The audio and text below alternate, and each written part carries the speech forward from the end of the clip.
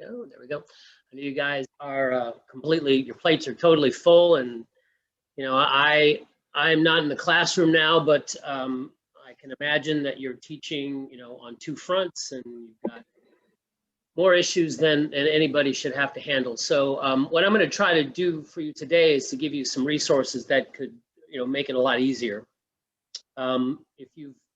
If you've played the stock market game, you know, you're familiar with the platform, and you're familiar with Stock Track and some of the resources that they provide in terms of lesson plans and videos and things like that.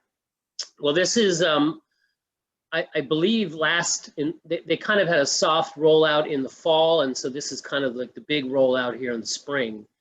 And it's a great budget game that I'm going to introduce you to.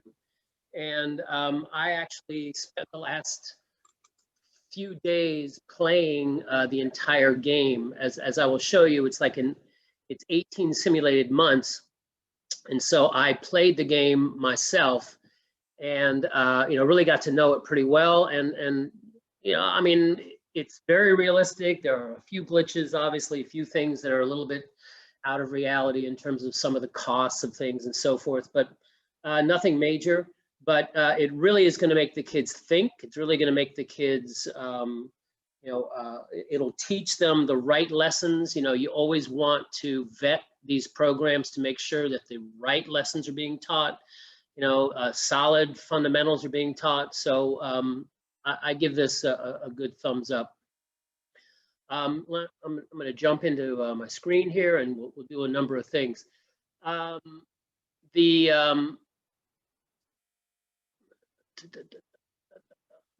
me show you the. Let me do a little advertising. I sent a flyer out. I'm assuming everybody can see what's on the screen. On the 9th of February, I'm completely changing gears, and I'm doing a workshop on the economics of race and the Great Migration in conjunction with Black History Month. And it's a free workshop.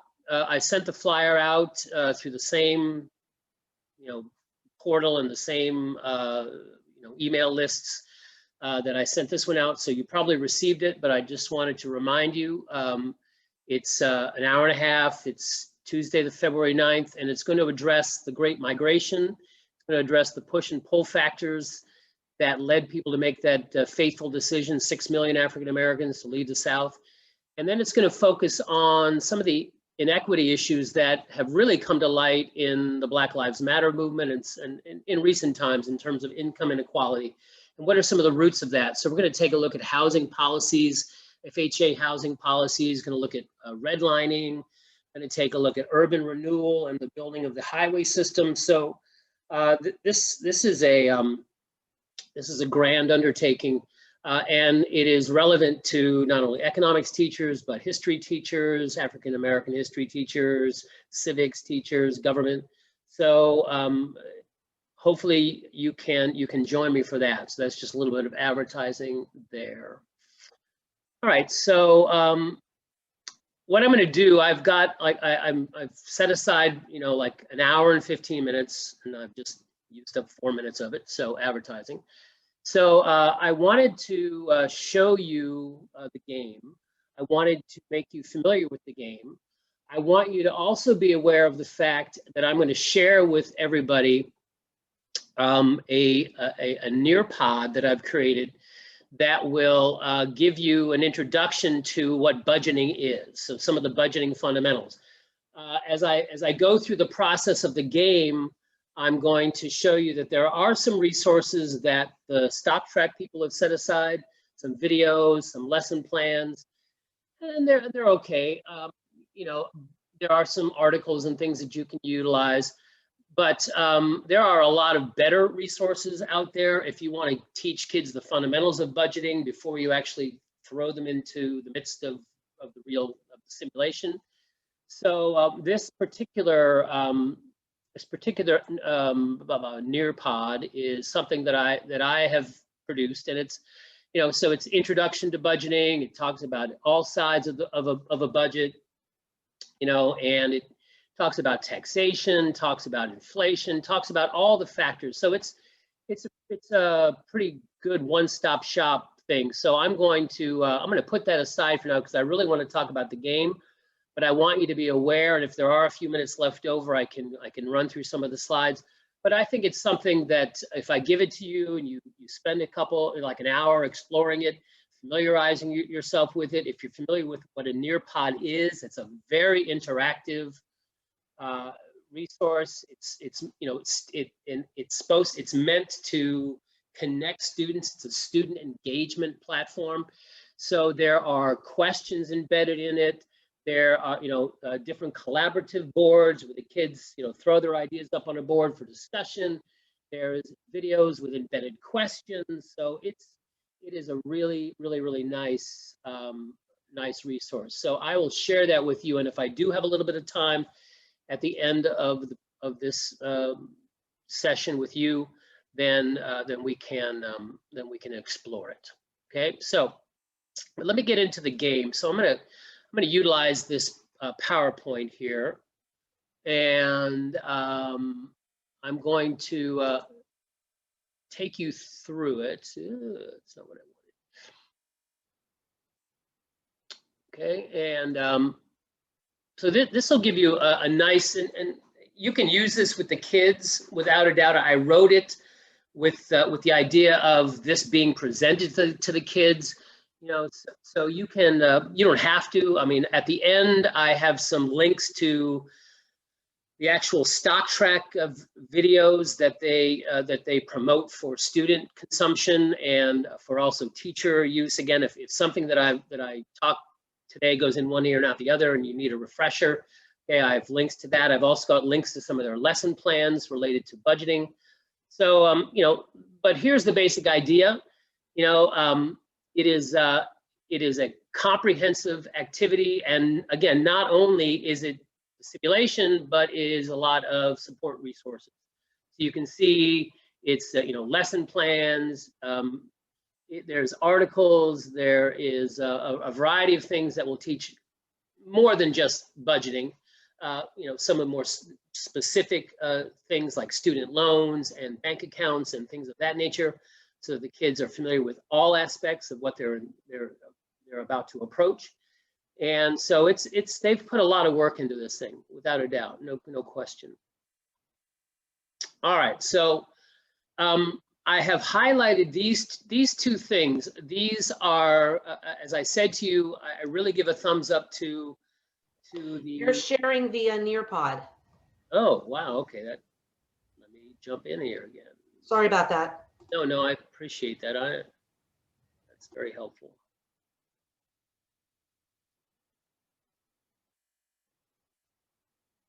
Now I think we got it. How's that? Good?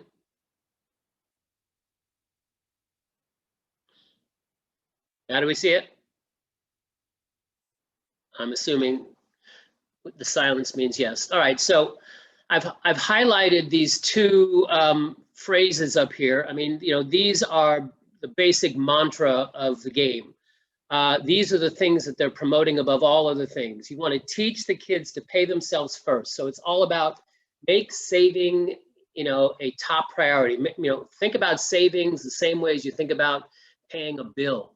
Okay, quite often, unfortunately, people, they get their income, they pay their bills, they have some fun, and then if there's anything left over, they save it. So you want to kind of reverse that. You want to have your dessert first. So the game really promotes this idea of paying yourself first, and then they want you to live a balanced life. Okay? In other words, they don't want you to be a hoarder. They don't want you to be, totally 100% frugal Frank. Okay? They want you to recognize that you have to enjoy yourself. You have to socialize. You have to, have a balanced life where you splurge on occasion. So, these are the two main principles in which that the game teaches. And to the point where there are disincentives. If you all of a sudden become too frugal, or if you don't save enough, bad things will happen to you. Bad things will pop up into the game, and all of a sudden you won't be very competitive. So, it really focuses on these two things. These are the two main mantra that they want to teach the kids, right? So building an emergency savings, right? Building your credit score, making responsible buying decisions, okay? So that, you have an understanding of needs and wants, okay? And then fostering a higher quality of life. So again, they don't want you to be, living on ramen and wafers in some hovel. Okay, they want you to recognize that there are benefits to a higher quality life. So they actually give you points for it, and it actually contributes to your overall competitive position in the game. I will tell you, for instance, as I said to you earlier, I played the game, and somehow, some way, my playing of the game got into the overall competition that's going on now across the state of Florida. And I only ended up being in third place. And the reason I ended up being in third place was because I was too focused on savings. I didn't focus enough on my quality of life points. And so where I had unbelievable emergency savings, I didn't really have much of a social life, and I didn't splurge enough. So these are the things that it attempts to promote. All right. So the role that the kids play, it's 6 months. It's an 18-month game. So the first 6 months, you're a student with a part-time job. And so your living conditions and your bills and all of those things are fashioned to that particular role. Okay, you're going to school, you're studying, so that's part of the balance of life. But you have your weekends, you have your you're paying rent, but you got roommates, and you have modest costs as a college kid would have. So it definitely, it builds an identity for a college student for 6 months. And then you graduate, and then you get a full-time job for 12 months. So all of a sudden, your bills change, your housing circumstances change. You have a vehicle and insurance and all these other things that you didn't necessarily carry when you were a college kid. So with the role comes the change of lifestyle, the change of responsibility, the change, the breadth of your life, enlarges. So with it comes more responsibilities.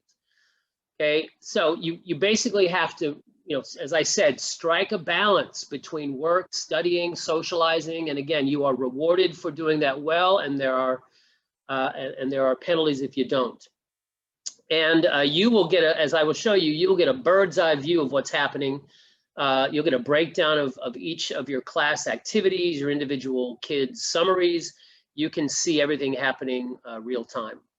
Okay.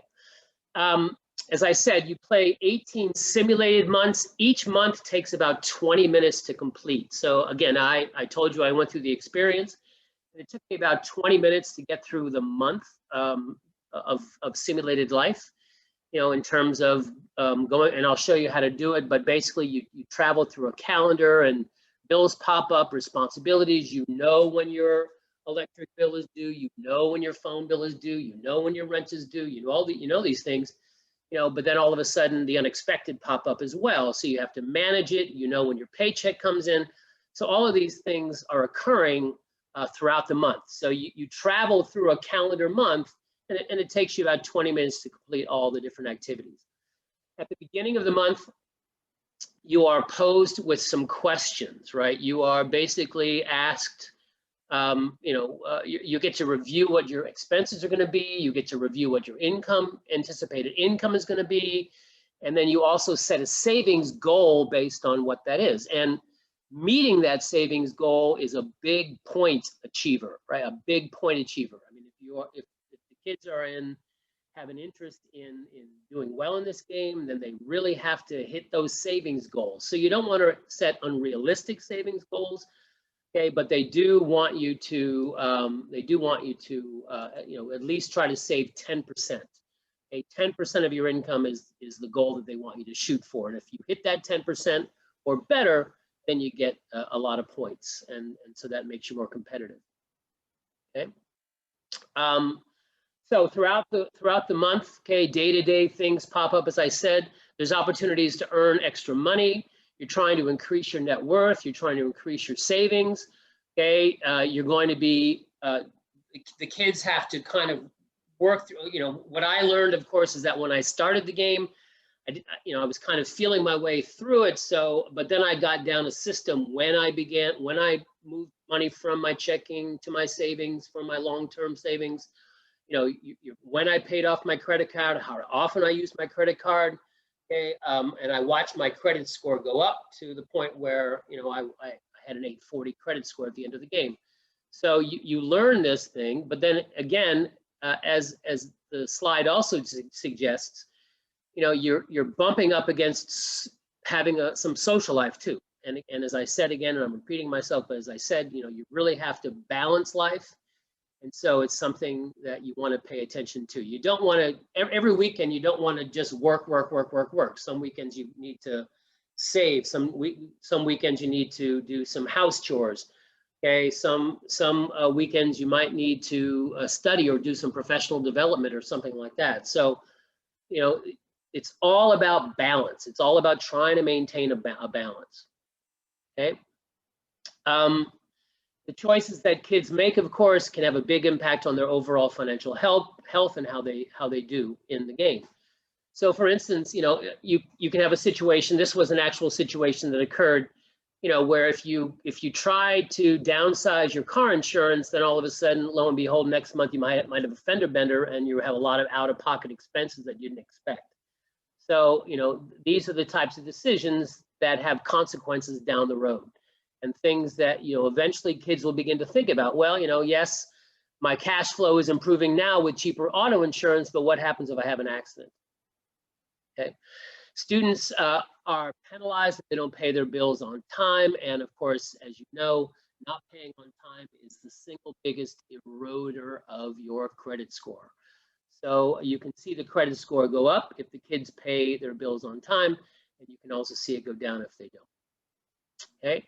Now, inside the game, okay, there are pop-up quizzes that come up. When I show you the calendar, there 2 or 3 days in the month, there's a big question mark on the day of the week.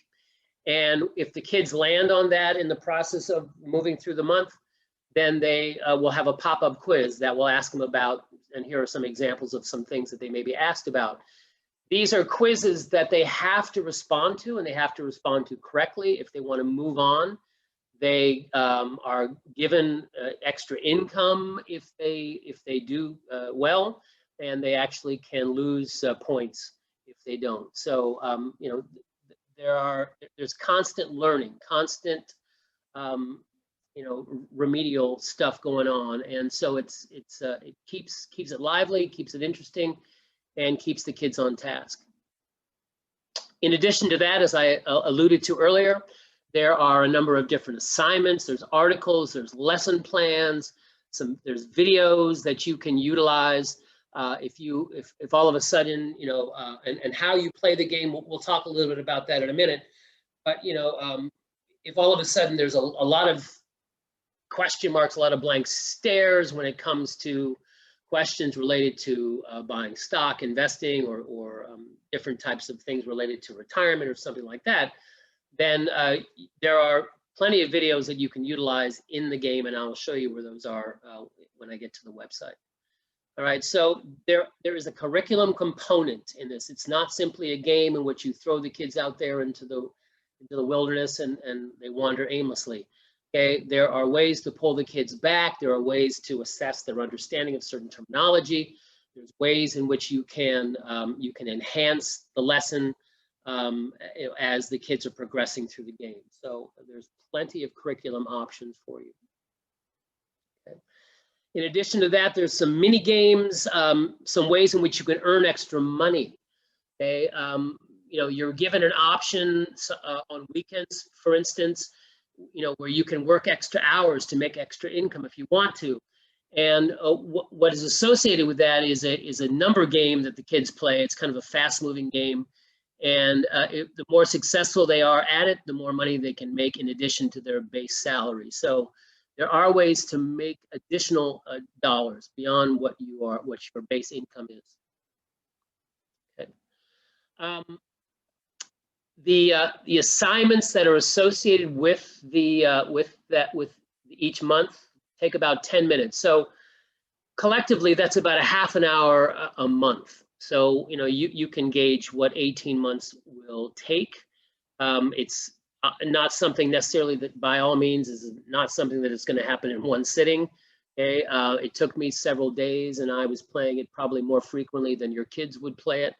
But it's very manageable. It's a very manageable amount of time, and there's a lot of learning that goes on in that half an hour. So how you do it. You can have the students play the game in class. You can schedule a particular time during the week where the game is played. I think there's a concern, if all of a sudden you just let the kids go off and play, because there's always the kid that's just going to get it done, as quickly as they possibly can. How well they do, or how much they get out of it, they don't care. So I don't think it's something that you want to just basically let the kids loose on. I mean, there should be some structure around when the game is played. Okay, if you want to get the most out of it. So how you utilize this in your class, it's up to you. Okay, but there are badges to be earned. There's rankings that can be shared. So everybody has a pretty good idea what's happening, where they stand, and there are achievement badges that you earn throughout the game, which I guess tend to thrill some kids, but they can definitely keep track of where they are, and in conjunction to their competitors. Okay. It's different than the stock market game. I mean, the stock market game, if you played that, basically you're playing against the S&P 500. So whoever beats the S&P 500 by the most is who wins the game. This particular game doesn't set itself up to to have that kind of cut and dry way to win. So it's not a big competition with prizes and so forth, like the stock market game is, but there is still an element of competition. There's still an element of points, and there's rankings and so forth that kids can look at.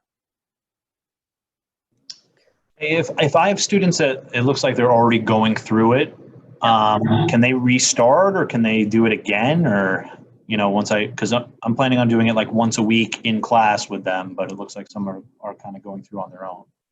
Yeah, you can. Right now, I'm going to show you how to. You can get new login identities for them. If you want to basically start it from scratch, then I'm going to show you right now how you get logins. And if you need additional logins, new logins, then you can get them, and you can start from scratch if you like. So if you're familiar with this, you want to go to floridasms.com is the website, and I'll go there in a second. And then there's a big red teacher button, okay, where teachers register for free. And when you hit that button, it's going to take you to a registration form, and I'll show that to you in a second. Okay, and this registration form gives you access to both the stock market game and the budget game. Okay, now I used to play the stock market game a lot, and I used to group my kids into groups of say 3 or 4 and have them invest $100,000 into a portfolio, which meant that I only needed a login, the login ID and password for one for every group of 4 kids. Well, in terms of the budget game, every kid has got to have his own, obviously, his own unique login and password. So if you have been doing what I just suggested, and you've been playing the stock market game, and you need more logins and passwords, then you can acquire them here.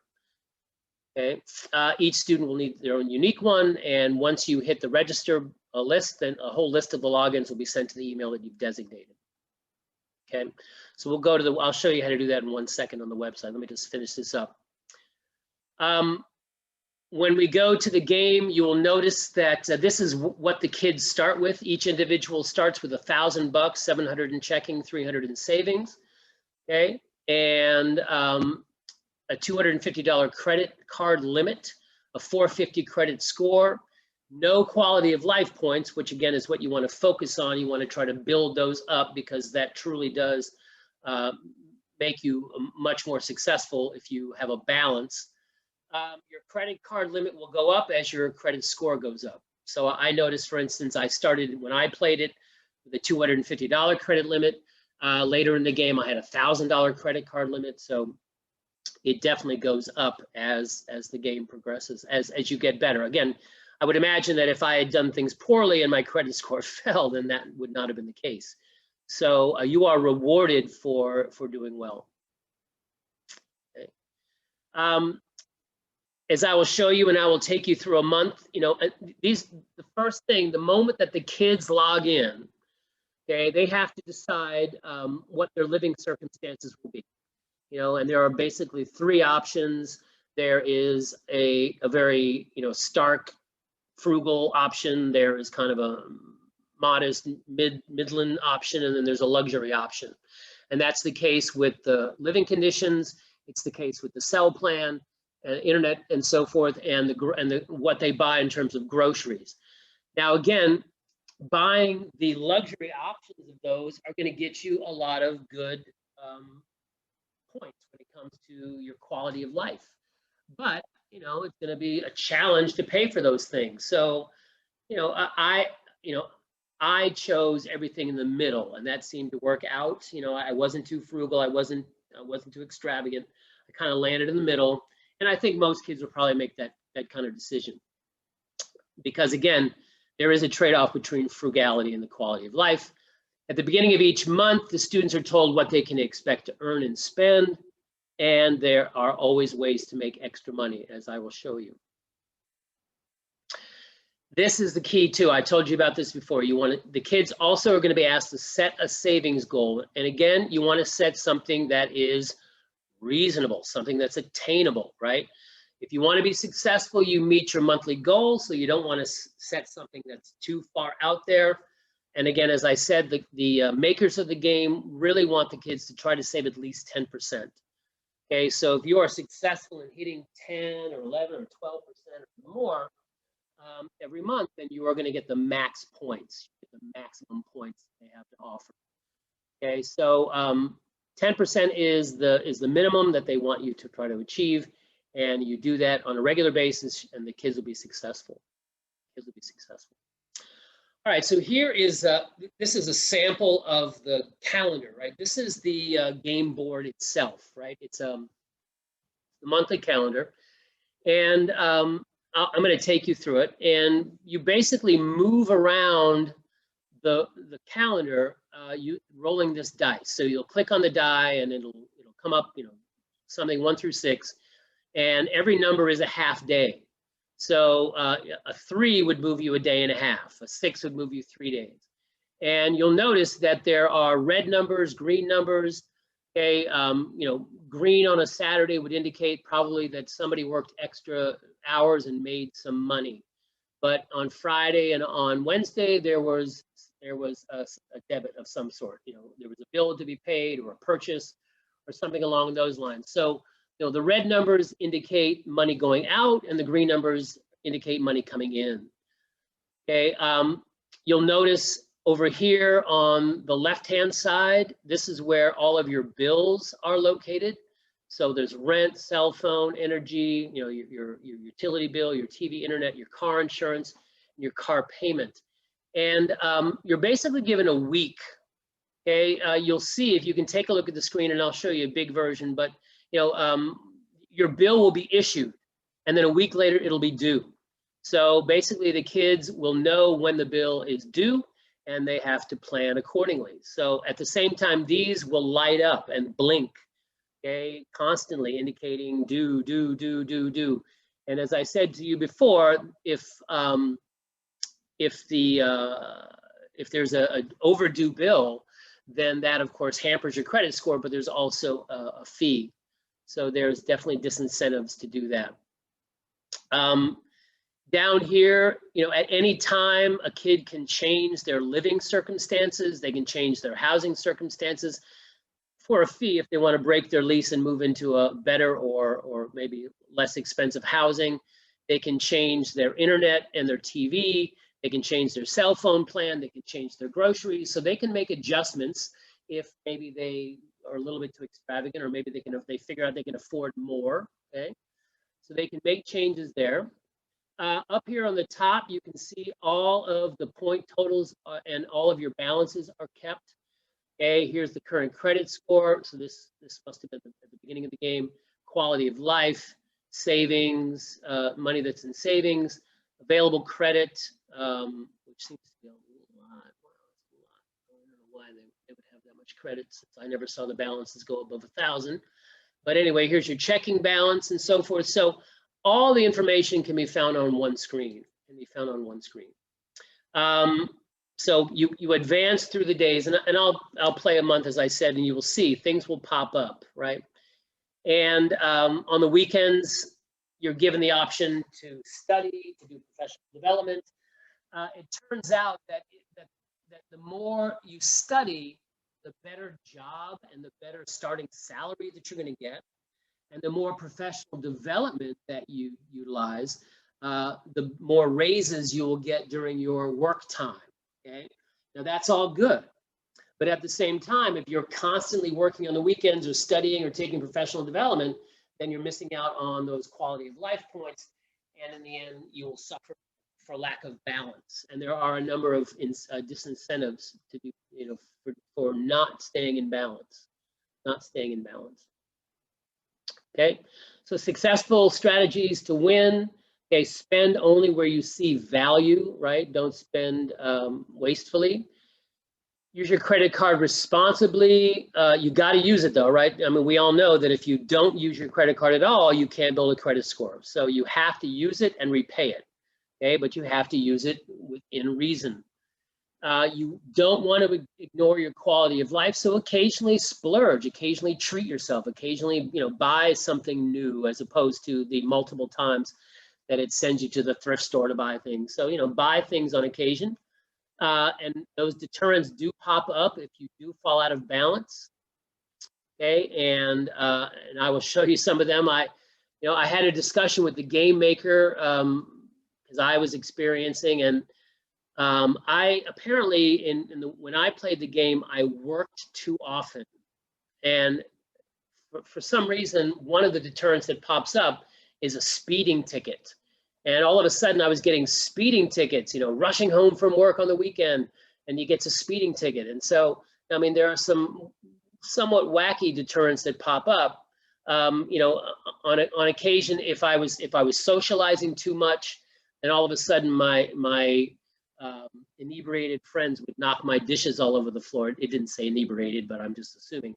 They would knock my dishes all over the floor, and I'd have to, buy new dishes. So, I mean, these are some of the deterrents that pop up if you're not in balance. Okay, you got to meet that savings goal. Okay, and you want to build up your emergency fund, right? That was one thing that I did very well. Of all the people that I saw, I had by far the biggest emergency fund, but I did not have enough quality of life points. Okay. And here's the last slide of my PowerPoint. And again, here is the student tutorial video that you can show. It's about 5 minutes. The teacher webinar is about a half an hour, okay? And again, it basically does what I'm doing now. This link will take you to all the lesson plans, and these are specifically a link to budget-related lesson plans. So let me pop this. Is there? How do you introduce the game to your students? Do you show them this PowerPoint? Yeah. All right. So, well, like I said, you've been through the PowerPoint. I would probably show this to them just to give them a sense, and then maybe give them a demonstration. Give them a demonstration of how to play the game. Obviously, what this game does offer you, for instance, you can play, it's an 18-month game, but you can play a practice month and then pick up a 19th month at the end. That will give you your 18 months. So it'll give you a month to practice, a month to demonstrate, you know, where you can, everybody in the class can sit in front of their screens, or everybody that's on your distance learning can sit in front of their screens, and you can take them through the process, and you can show them what happens, and you can show them the pop-ups, and you can show them how to interpret everything on the screen and on the board. So yeah, I would show them this video. Again, and this student tutorial video is not a bad thing, or I would use this PowerPoint. Yeah, for sure. All right. All right. Any other questions while I'm moving to I'm going to move over to the game board now. Any other questions? I have a question if I could. Yeah, please. Just a couple. So you were talked about the quizzes. Can they, and that they have to pass the quiz? Can they retake it as many times as they want, or can you set Yes. up? Yes, they can, although they end up not making as much money if they fail at it, you know, one time or twice. So yeah, go ahead. And there's a teacher's area where you can see like what they got on their quiz grades. Yep. And where they are in the game, where they're, you know, like charts on what they're achieving and what they're weak Yeah. at and things like that. Yep, I'm going to show that to you right now. Okay, and then just one more question then. I should know this, but is the game 10 weeks just like the stock market challenge, or like how much time do you have to play the game? Well, the beauty of this game is that I mean, the window is going to open, I think it's open right now, as a matter of fact. Yeah, it's open now, open yeah. on January 25th, yeah. And it runs to May. But basically, you know, it's different from the stock market game in that you can play, you know, you're playing simulated weeks, right? Right. Months rather. So you can play it, like I said, I mean, I guess if you wanted to, you could just have the kids just go at it and they could feast on it, you know, nonstop and get it done. No, I don't. That's why I'm asking like how Yeah. much time there was to It's play it. So we have plenty of time then. We have plenty of through time, May. and you don't have to start it on January 25th. You can start it, you know, like a lot of people may find, for instance, that they have time like 2 weeks at the end of the school year, right? And, you know, after testing or something like that. And you may want to set aside that 2-week window to play the game. You can do it that way if you want to, right? Or you can Okay. play it, you know, on a set schedule week after week after week if you want to. So it's very flexible. Okay, just one more question if I could then. Sure. So if you know, some of my students like to compete, right? Mhm. So if, as a motivating part of the game, so if they're competing against other people, say in South Florida, would it doesn't matter. Like if somebody finished the game in 3 days, that's their score, right? Right. And you can right. finish the game in 2 months and you would still be competing against that score, right? Exactly. Yeah. Like I'll show you. Like for instance, like I said, I was, last I checked, I was in 3rd place, and I did the game, and I think I started it on Friday, and I did a little bit over the weekend, and you know, and so I did it in about 4 days basically, and so that's my score, and my competition, my effort is over. So I'm basically riding that score for the rest of the semester. And was your 30 minutes between for a month you were estimating? Yeah. Would you say for a student, and especially say like an 8th grade student, but would you say for a student it's going to take them longer? Like, is that the average that they figured out it takes most students, or was that for you with like plenty of experience? The 20 minutes and the 10 minutes are what they suggest. I mean, so Okay. they're thinking of, it's not me, that I didn't come up with that number. As you might imagine, in the beginning, when I'm kind of feeling out exactly what my timing of everything is going to be, it took longer to get through the month. But then as I progressed through the game, I began to get a system where I knew exactly when I was going to pay, you know, into my savings. I knew exactly, you know, what I was going to do with my income. You know, one of the features that makes it really easy, I thought, is that they get paid every week, as opposed to what all of us normally get paid every 2 weeks. So, you know, when you're paid every 2 weeks, you know, you got to stretch it out, right? And you got to make decisions knowing that I'm not going to get a paycheck for 13 days.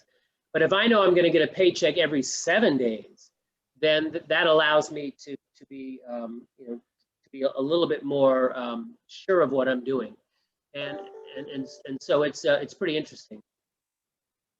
I have a quick follow-up question to this. Yeah. You mentioned that we could do a month of practice Yeah, or months, you know, a games month worth of practice. Does it reset after that, or can it be reset, or how does that work? Yeah, it can be reset, and again, you can get a whole set of new logins, and where you use, maybe if you want to do a couple practice months, you know, with one set of logins, and then you want to log in again and give kids new logins, new passwords, where they start from scratch. So You that just would get be the the logins, mechanism, like- do a new login? Say it again. The mechanism would be to do a new login? Yeah, I think that would be the easiest. I mean, there's no limit to the number of logins that you can acquire. All right, thank you. All right. Question. Okay, so I'm just looking at the dashboard and I saw that you're number 3 and that you have 19 months and everybody else has 18 months. Right. So what you're basically, if we do that where we have the first month, we're just playing around, we're doing it with them and we're showing them what to do. Does that change the 6 months in college and the 12 months on the real job? What does the 19th month become? Is that?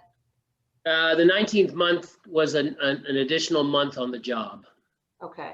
Yeah, that's, but again, as was just suggested, it might be a good idea to play Just new cards, new a numbers. demo round with one set of logins and then set up a new set of logins to actually play the real game. Okay. Okay. All right, I'm going to share again. Where did that PowerPoint come from? Is that something that you did, the PowerPoint that you created? Yeah. Okay, so are you going to send us that? If you're nice to me, yeah, I will. Please. Okay, thank you. Okay. Let's see. I do have a question real fast. I know you have a lot of background, obviously, knowledge of all the things that go on with budgeting and so forth. What about students that probably don't have this background? How important is that going to be? Well, it is, yeah, there's no question that I am a little bit more experienced, and you know, and some of these ideas are embedded in me. So I knew to pay myself first. I knew to, you know, I knew how to manage bills. So yeah, without a doubt, I should do better. But you know, you're gonna spend some time maybe with the Nearpod that I've given you. You know, maybe with some other activities that really kind of drive home this idea of pay yourself first, and you know, make wise economic decisions, you know, more money coming in than going out, and those types of things. I mean, you're gonna dedicate as much time as you can, but you know, there's really no better way to learn than just experiencing it. And so, you know, the kids will struggle in the beginning. They're gonna struggle. I mean, I didn't get it down myself in the first month. I mean, I had to set up a system. I had to realize, you know, kind of, you know, get my bearings in terms of exactly what was coming up for me. And then, but once I figured it out, I was able to get a system. So I think, you know, the kids will improve through the process of playing. So, you know, but I'm sure that won't be the only thing that you do in the classroom in talking about budgeting. I'm just curious, is it more high school, or is there a lot of middle school that also do this? Yeah, this game, as I understand, is 6 through 12. Okay. Yeah, 6 to 12. Yeah. There's a middle school division. There's a high school. Yeah. Okay. Are you all looking at the home screen? Am I sharing the home screen with you?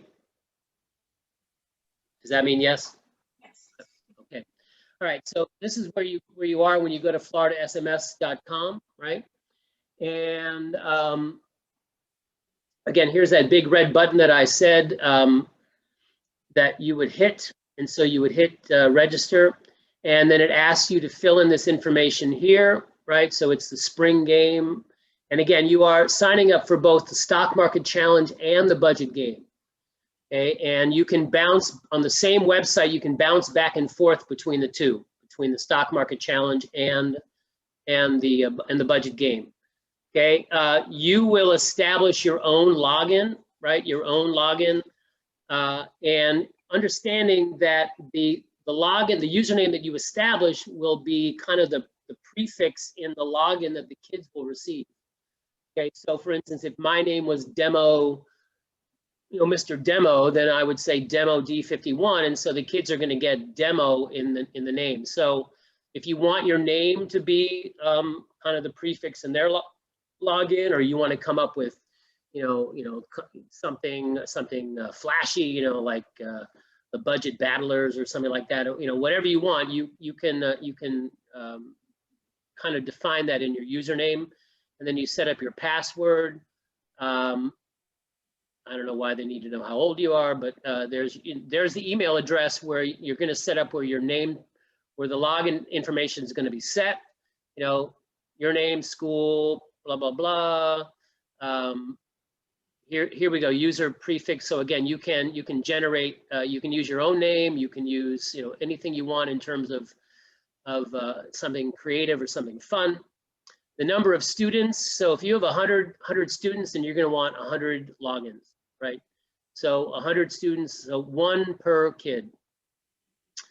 Then you will plug in, what region you're in. So, South Florida or Central Florida, wherever you are, you can plug in where you think you are located, what county you're in, whether your school is Title I or not, the subject that you're going to be teaching this in, grade level, okay? Again, you can see even elementary, middle, high school, okay? So you have that, all those different options. And then you're going to hit, once you agree, then you're going to hit the button down here, and almost instantaneously, your email address will be the your login sheet with all of the logins and all of the passwords. So that will be the first step. Okay. Now I'm going to log in, and so this is what happens when you log in. Notice it takes you immediately to the stock market challenge, right? If you'll notice, this is all about stocks and investing. Not a good day on the Dow today, okay, and so forth. So to play the budget game, here, this button right here, you switch to the budget game, okay? And here is the budget game. Now, you'll notice I played here, and this game is played, it's over. So I'm going to take you to a student site, and we'll play the game in a minute. Okay, but let me show you, let me go back one step back to the previous one. All right, so here's the budget game. Okay, so here you have your tutorial videos, okay, that we talked about. If you, again, all of these drop downs are, for the stock market challenge, and down here the budget game as well. So you have tutorial videos and so forth for budget game, understanding credit score. So both games are under the same drop down. Okay, the same thing is true with your lessons and so forth. Okay, these are all personal finance. If we click on that, okay, it takes you to a number of different articles.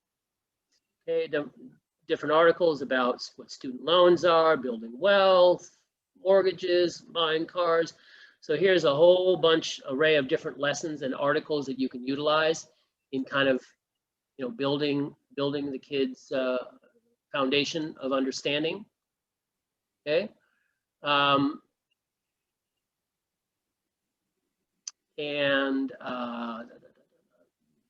Here's the rankings. Okay, so again, if you take a look, there is me. Okay, I was, again, look at my low quality of life, but my high net worth. So I did a lot of saving, but I didn't really enjoy myself while I was doing it. So that's where I struggled. Okay, variety of things here. So your dashboard for, and I'm trying to find, let's see.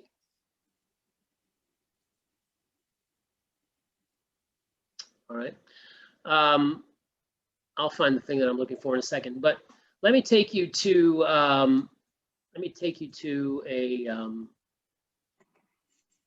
student, what the student would see. So I'm going to log out here, I'm going to log back in, and I'm going to, oh, I know, I'm sorry, I was already in the student. This is my mistake. This is what I wanted. I'm sorry. This is your view. My bad. I had already logged into the student one. So this is what the teacher would see.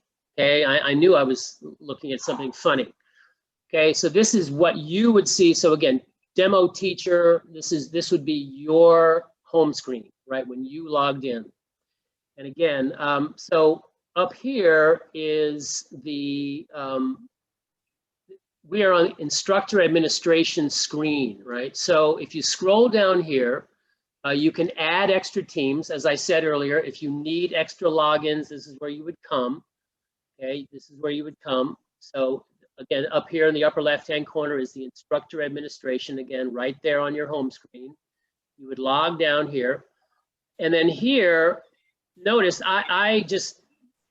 You can, to add teams, you can just put any, like the student username that should follow suit of what already exists, or... Exactly. If you find that you need, like if you've got new kids entering the class, or if you want to just get a whole new fresh set of logins, you can do that. So let me, down here, I just created my own little quick class of like 5 kids. And so all I did was that I typed in the number 5 here, where it says number of students, and then I typed in 5 logins. And then I clicked add, and all of a sudden, originally I only had demo teacher and D51, and then I just added these. So these showed up. So these are, and so these are all, this would be my class.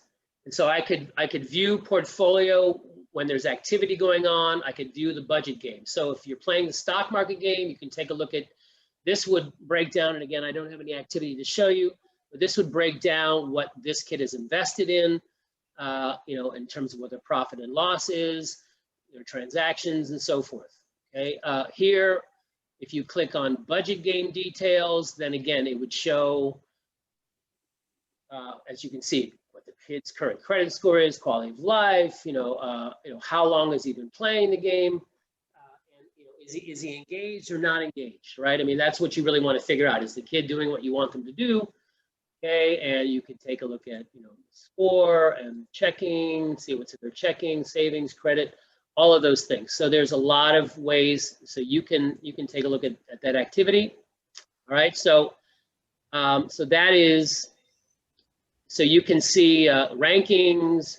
Can you show us what actually has scores on it and what they've done, what that looks like yours? I can't, because I can't log into another teacher's site. So I can't. I can. What about the one that you did, that you took third place? Can you look at that? Yeah, let's see.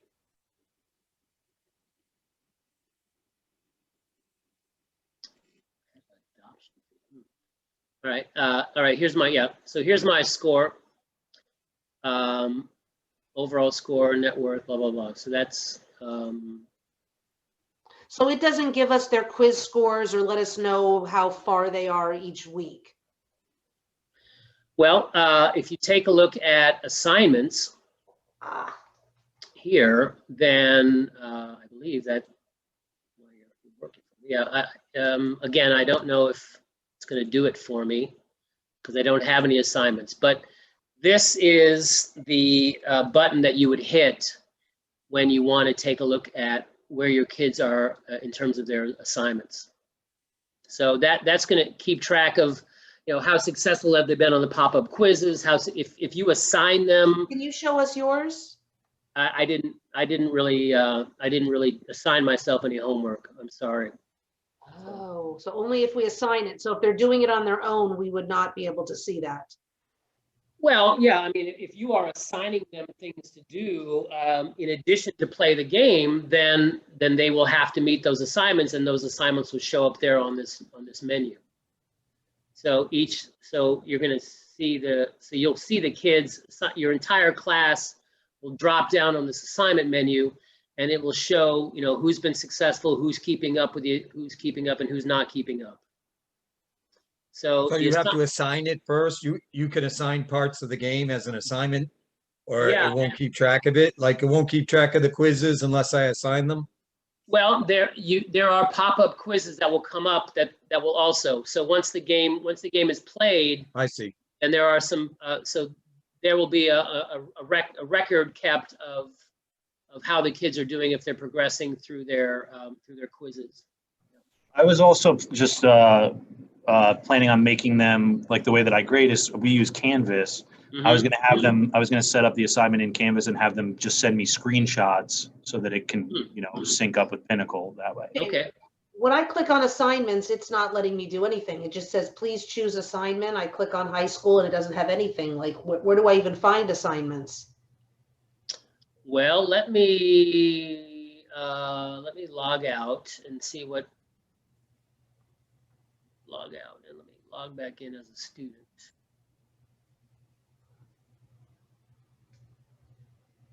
I mean, I can share my screen and you can tell me what I'm doing wrong. Let's see. Budget game.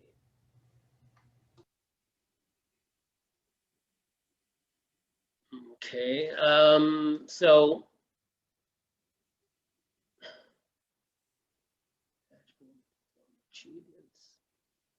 Center.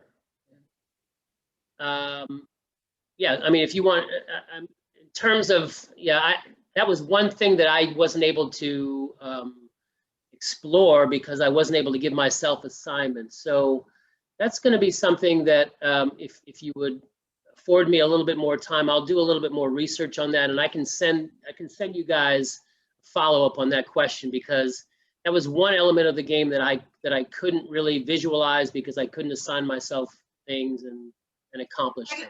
Also, I tried to do the lessons for the stock market challenge and just nothing ever came up. Really? Okay. Yeah. Well, then maybe I'll have to ask the developer about that, because that's something that one element of the game that I'm not really familiar with, because that was one element I couldn't do myself. So I will definitely follow up on that. I'll talk to them tomorrow. I'll email everybody the response. All right, so let us take a look at the game itself. And so I'm going to play the game. And as I said to you, it's, here are the initial choices that come up. Okay, so each student will have to decide their living circumstances. They're going to have 5 roommates, 2 roommates, 1 roommate, and pay accordingly. So I just pick things in the middle, and then here's my cell phone plan, and again I just pick things in the middle.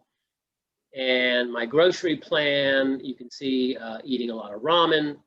There's not a significant price difference between them, but I just decided I'll pick things in the middle.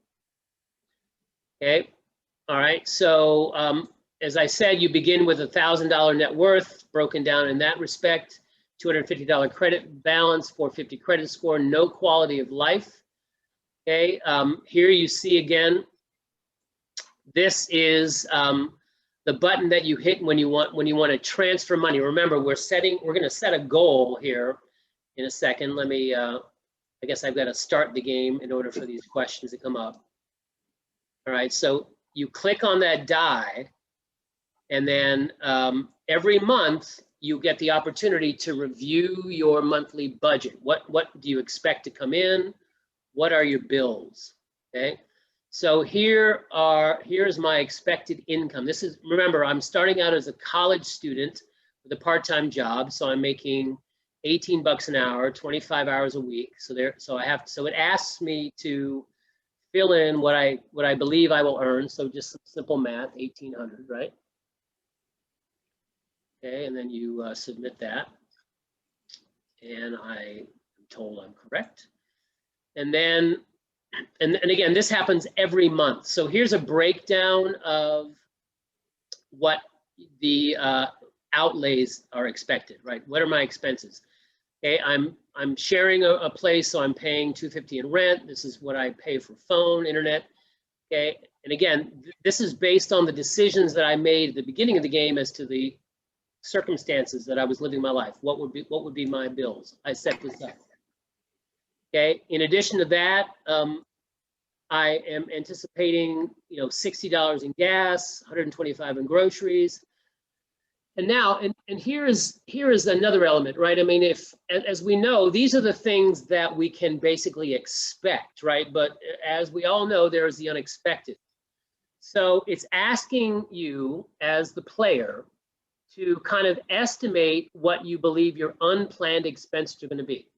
Now that's a shot in the dark, obviously, in the beginning of the game, because you haven't seen any pop-up windows. You don't know anything about what's going to happen on a day-to-day basis. So you're gonna put in any number to begin with, right? So let's just say I'm going to say, all right, I anticipate having $200 worth of unexpected expenses. Okay, so that will ultimately total out my expenses. And then I am asked, how much do I expect to save? So here is my expected net income. Here are my expected expenses, right? And this is what I have in surplus at the beginning of the month. So how much am I going to save? And remember, we talked about this idea of trying to hit at least 10%. It would be nice if I could save $300, but that's closer to 20%, and that may be difficult to reach because, again, I don't know what life will throw at me. So I'm going to put in something here that is close to, so I'm going to say $175, which will get me above that 10%. And over here, it will tell me, it indicates based on what we know now that is going to be fairly easy for me to reach. Again, it's going to hit my 10% goal. It's not going to be unattainable, and it should get me the points that I'm looking for, and all the game score points are kept right here. So as you score points through your net worth, through your savings, through your quality of life, this is the cumulative score of points that you're earning right here. All right, so again, what I've done, I have set up the initial game by deciding where I'm living, what kind of cell phone plan I have, what kind of TV internet deal I've got going on, what are my groceries, and then I've taken a look at my anticipated income and expenditures for the month. I've set a savings goal, and now I'm ready to face life. So here we go. So immediately I'm thrown a lesson.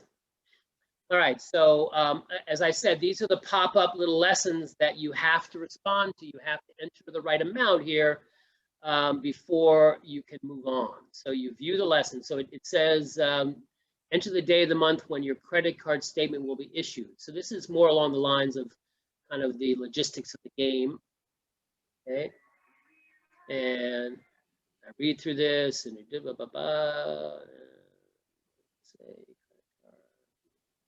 scrolling down here.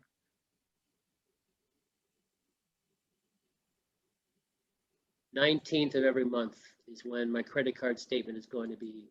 Okay, so if I put the 19th, hopefully that'll answer to the day of the month. And there you go. I earned 25 bucks. That'll show up on my next paycheck. Okay, so I'm going to continue. And I'm moving into the weekend. All right, so immediately we're into that weekend dilemma.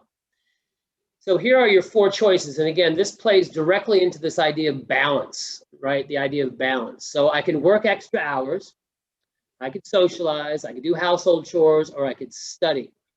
Okay, now again, studying, the more you study, the better job, built into the game, the better job, the better starting salary you're going to have, right?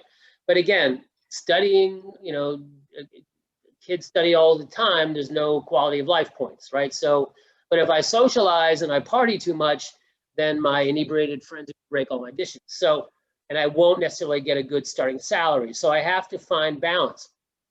If I ignore my household chores, all of a sudden I'll have an outbreak of ants in the house, and I'll have to hire an exterminator. I mean, there'll be these issues that'll pop up if I neglect a certain element of my life. Okay. Now, if I want to work extra hours and I want to make some extra money, let me just pick that. So I'm going to click on this, and up pops this little game that you play. Okay, and you get 60 seconds and you play this game, And I mean, it's a number game, and I'll just do it for you real quick. And you hit your buttons and you move around, and you try to accumulate score, and you'll notice I'm scoring. I'm just doing this randomly. I have no idea what I'm doing. The kids will be better at this than I am, so it just goes around, blah blah blah, and points are points, and I'm down, down, down, and so I'm scoring, and I'm up, and I'm up, and I'm up, and I'm down, and I'm scoring, and you can see that I'm accumulating score, which translates into there's a certain amount of dollars that you get. So you scroll around and blah blah blah, and still 30 seconds, and this is going to be annoying. But look at this, I'm making extra money, okay, and it's going to show up in my next paycheck. And when that happens, the game freezes. Now notice I jam myself up now where there's no room for a new number to jump in. So you'll want to point that out to the kids. I'm not any good at these types of games, so this happened to me a lot. And you'll notice that because the board is jammed up, then I earned $89.20. So I earned 892 points, I think that was, or whatever. So I earned $1 a point basically. So, and that will show up in my next paycheck. All right, so all of a sudden, see, and here is a deterrent already. It's pulling me over for speeding. Now, I ended up getting, in my 18 months, I think I ended up counting that I got 9 speeding tickets. Okay, 9 speeding tickets. And I asked the developer about that, and he said, well, you must have been working too much, and not having a good time enough. So these are the types of things that pop up. So this is an example of a deterrent, and I mean, it's kind of tough to hit me on the first day of me playing the game. But now I have to make a decision. Do I pay with my debit card or do I pay with my credit card? I don't have any balance on my credit card yet. Okay, I have, I have this money in my checking account, $725. So I'm going to, but I also want to make notice that I have rent due next month. I've got issues, so I'm gonna pay with my debit, and so then that takes over that responsibility. All right, so I move through the game, and all of a sudden I've got to go out and buy a 90. I can buy 3 jeans for $90, but that's somebody else. So I'm going to use my credit card to pay for that. Okay, so now you'll notice that my credit balance is up to $90. My savings went down because of my ticket, and but I made the $25 through I had a cash inflow coming in. Oh, excuse me. When I answered those questions correctly, I made $25. So I had 25 coming in. Outflow was $75. And so that changed my checking balance by 50, right? And now notice this little thing here. This is telling me what we didn't notice on Saturday was my rent invoice was issued. And so I have a week to pay rent. So I know that I have to pay rent by the end of the week. Okay, and so by rolling the die, we'll see what happens. So I got a 3, that's going to move me a day and a half. Notice again, the $90 that I spent is debited here. Parking, I got to pay for a parking permit. So I know that my rent is $250. So I have $650. So I'm going to make a decision here. Maybe let's say I'll use my debit card. Okay. Now I'm going to pay my rent early. I'm going to pay my rent now just to show you how it's done. So here is my $250. I have $563 left in my checking account. I'm going to use my debit card to pay my rent. And I'm going to pay it all. You can pay it in increments if you want. As long as you pay on time, you don't suffer any fee. So, but I pay it now, and you'll notice my balance is adjusted as a result. And you can see my outflow is now $412. My inflow is only, all right. So I've taken care of my rent. Notice the little bed's gone. This thing's not blinking. So I've taken care of that. So I know that that's behind me. Okay. So you can see that this is going to progress. groceries. All right, groceries come up, and I now note I already am in a dilemma. Now, if I spend 125 credit, then that is going to eat up a lot of my outstanding balance. I only have $313, so already we're in a tight spot here. Okay, we're in a tight spot. So I'm going to use my credit card and buy the groceries, but I'm getting pretty darn close. And one would imagine that that means that I'm getting close to my limit. Oh my goodness. Charm of eating at the counter was worn off. You need to invest in a kitchen table. Holy smokes. Well, I can't afford to use my credit card, so I'm going to hit debit. And I'm down to 186 bucks, so things are getting tight. Thankfully, I get paid on Friday. There's my paycheck. Okay, so that's the one thing that gives a little bit of relief in the sense that you get paid every week. I'd be pulling the remaining 3 hairs in my head out if I had to wait 2 weeks for a paycheck. So there, and you'll notice I jumped out of that pretty quickly, but you'll notice that they take out the appropriate amount of taxes, they take out Social Security, and so forth. All right, so now I'm faced with a situation. I know that I worked last week, so I want to I'm going to do some household chores this week, okay? And all of a sudden, look at that, I'm taking my aluminum, so I make an extra 15 bucks. All right, so I noticed that we're about 3 minutes away from when I said I would end my session. Do you have any questions at all? I mean, I have a question. Where can you live for $250 a month in rent? Yeah, it's a great question. I mean, you have a roommate. I know that. So you have a roommate. You probably have to have 20 roommates. $125 for food for the month. Yeah. So you have, I mean, there's a corrugated cardboard box under the 95 overpass, I think. That's what I was thinking. Yeah. Can the 12 students change their names? Like the passwords that it gives us are like, our thing with some weird numbers. We basically have to assign those to the kids, correct? Yeah. If you see the screen right there, right? You can change the password if you want to. So we can actually we don't want like the password to be their first name or anything, right? They can change the password. Yeah, they can change. See, can you see on the screen? I'm dropping this. I got it. I got it. Budget game and says change passwords. The kids can change their passwords. Yeah, I mean they need to keep the login, but they can change their password. Yeah. Okay. Yeah. And just so you know, the administrator, the teacher can see the changed password, because I had a few that put in some real doozies in the past. So yeah, you can. Yeah, you can still see if they change their password from the default. You can see what they do.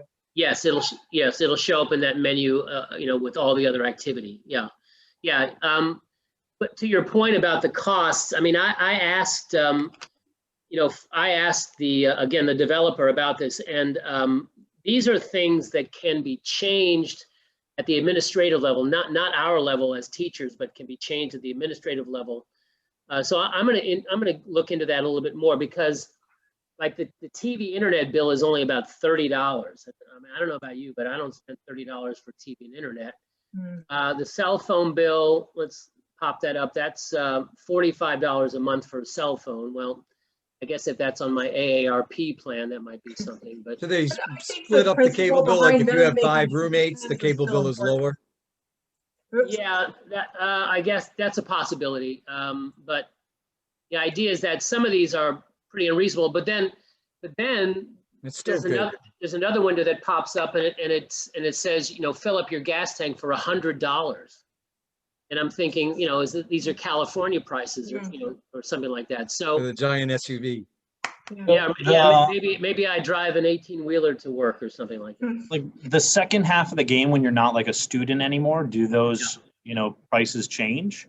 Yes. Your living options change. Your you take on additional costs. Like and they are higher. Yeah, they're definitely higher. So that they reflect your increase in status. They reflect your increase in income. You know, I think it's okay that, you know, like the $250 rent, because it's the question of making choices and accepting the consequences and planning Right. ahead. So for a simulation, I think it's fine. Yeah, I mean, you'll notice, I mean, I was in a tight spot in the first week in terms of You're the speeding things, everywhere. that were. Can I ask a question? How did you guys get them their usernames and passwords? Did you send it in? I mean, because I'm online and I have like 36 kids in a class times 5 periods. Do you just email each kid individually this, or how did you distribute these to the kids online?